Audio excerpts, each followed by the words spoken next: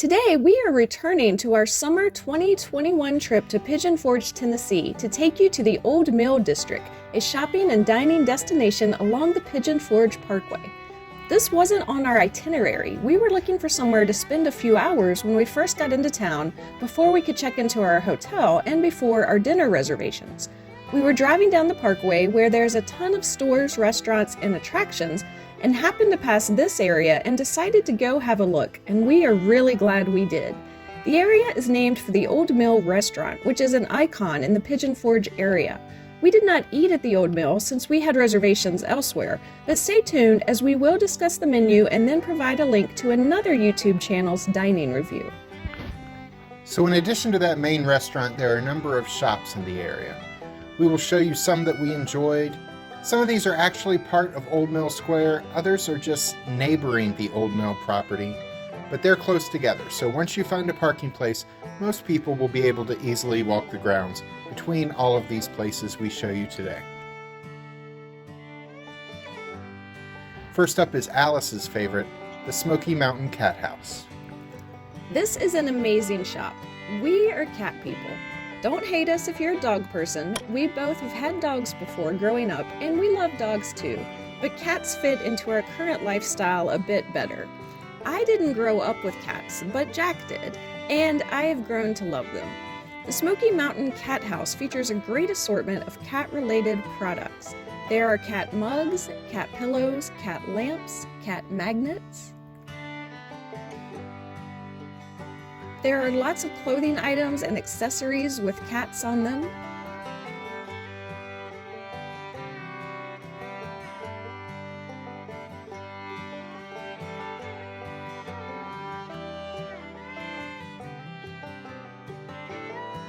There's also a small section for dog lovers too, but my favorite part of this shop was that there are several cats living in the shop.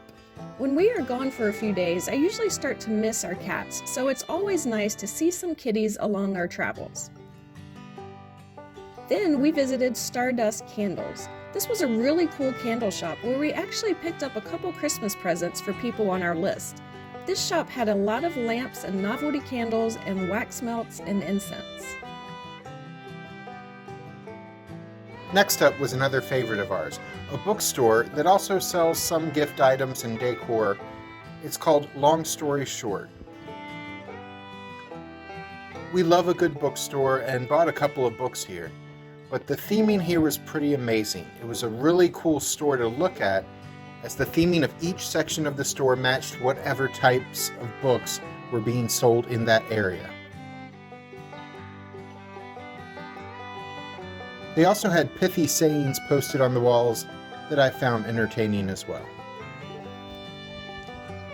There were so many shops that we won't really have time in this video to do them all justice. But there was the Finishing Touch, an apparel and accessory store where all the items sold could be monogrammed for free. There was a stone carving shop called Sandman's Workshop.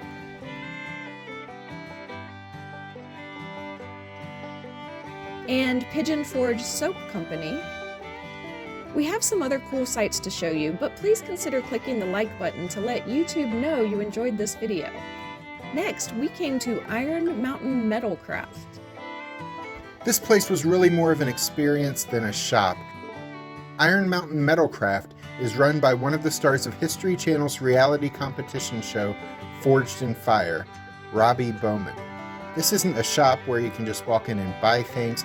It's an experience where you schedule a lesson which lasts about an hour, where you have a chance to learn the art of blacksmithing and bladesmithing.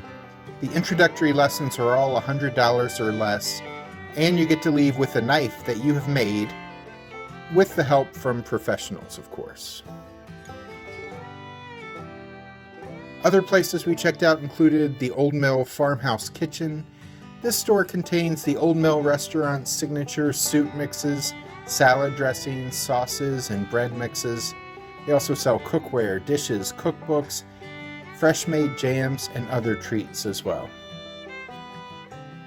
Then we checked out the nearby Old Mill Candy Kitchen, featuring a lot of homemade treats, including homemade saltwater taffy. I spent a few minutes fascinated by the taffy pulling machine that was in use. There were a couple other stores we didn't have time to check out, including the Pigeon River Pottery, where you can watch artists creating pottery in front of you, and Sassafras, a store selling apparel and accessories. Then we get to the restaurants on site. The first is the Old Mill Creamery, where you can enjoy some ice cream made on site. There's also the Pottery House Cafe and Grill, which serves sandwiches, soups, salads, roast beef, fried chicken, and barbecue. There is also the Old Forge Distillery, which distills their own moonshine, gin, whiskey, and rum in-house.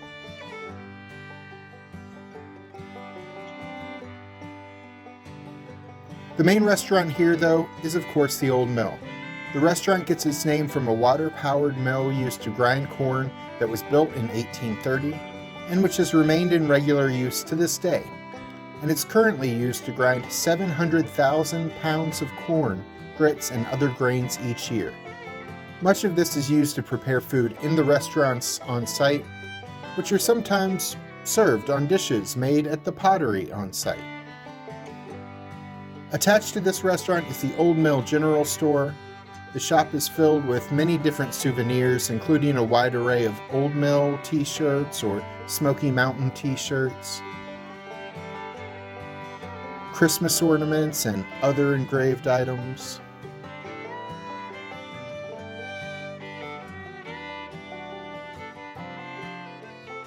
They've got more kitchen goods, including one of their most popular items, bags of flour and cornmeal that were made here at the Old Mill.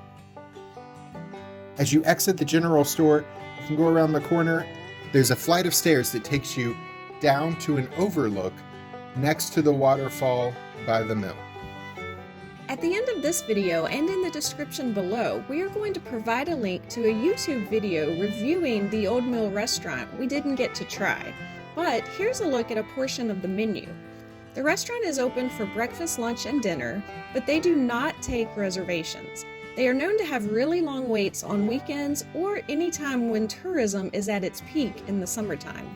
The restaurant is highly regarded for their down-home country cooking, featuring lots of biscuits at every meal and a selection of fried chicken, meatloaf, chicken and dumplings, chicken pot pie, turkey and gravy, sandwiches, and other delicious options. In the same way the restaurant can get crowded, so can the parking lot. The parking lots near the Old Mill were completely full when we arrived, but we did find a field near the cat house that was roped off and being used as a free parking lot. It was only about half full, so we easily found a spot there. If you don't want to drive, there is a trolley system of public transportation in Pigeon Forge. If there's a stop near your hotel, you can hop on the trolley, which will take you to the Old Mill, and you won't have to worry about parking. We enjoyed spending an afternoon in this Old Mill district. We highly recommend it as a fun place to check out for some shopping and to have what we hear is delicious food. We'll have to try it out next time we are in town to judge for ourselves. Here's the link to the dining review of the Old Mill that we mentioned, and also here's a link to our first visit to Dollywood, a theme park in Pigeon Forge that is Tennessee's most visited paid attraction. I'm Alice. And I'm Jack. And we'll see you the next time we're traveling through.